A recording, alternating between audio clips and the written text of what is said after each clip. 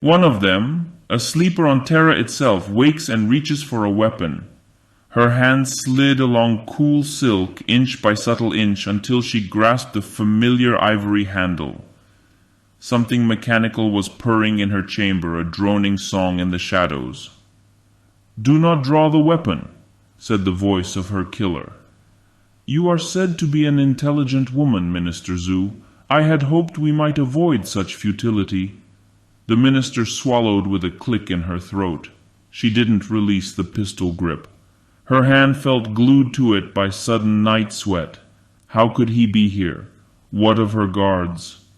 A palace's worth of warriors waited below, armed to the teeth and paid far beyond the threat of her rival's crude bribery. Where were they? And what of her family? Where are the gods' cursed alarms? Rise, minister. The voice was too low, too resonant to be human, nor did it convey anything in the way of human emotion. If statues could speak, they would speak with this assassin's voice. You know that if I am here, you are already dead. Nothing will change that now. She sat up slowly, though she refused to slacken her grip on the gun. Listen, she said to the golden shape in the darkness. Negotiation is equally futile, the killer assured her, but as is begging, that set off a spark within her. She felt her features harden as her temper ignited her courage. I wasn't going to beg, she said, her voice cold. My apologies, then. The figure made no move. What of my guards?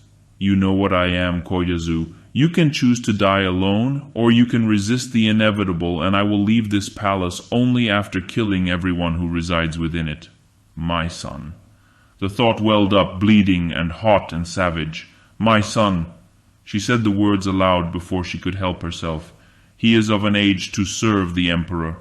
Koyazu's hand trembled as it gripped the gun. No, she said, and how she loathed herself for the shake in her voice. He's only 4. Please, no, not the legions. He is too young for the legions. There are other fates, minister. Her eyes were adjusting even as her blood ran cold. In the half-light of the hours before dawn, she could make out the ornate, overlapping edges of his burnished armor. The suit of golden plate emitted a low thrum, the source of the mechanical purr. In his hands was a long spear, lowered to aim at her.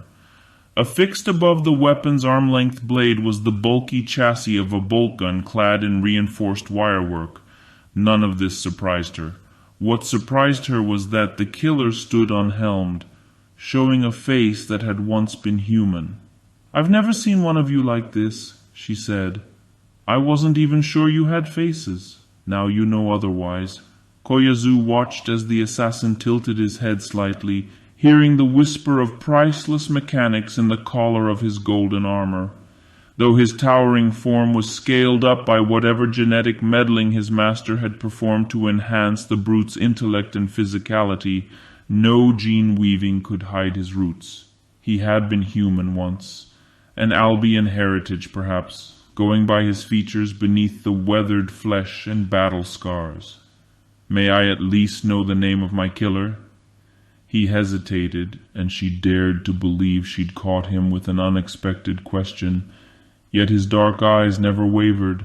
My name is Constantine Valdor. Constantin, she repeated slowly.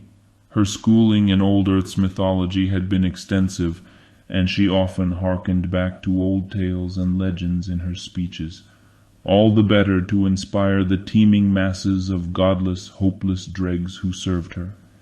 Now the minister found herself smiling, no matter that her son was to be stolen away to a fate of genetic torment, no matter that her own death was mere breaths away. She smiled a mad woman's smile, all teeth and wide eyes. I am to be killed by a man with an ancient king's name. So it seems. If you have any last words, I will ensure they reach the emperor's ears.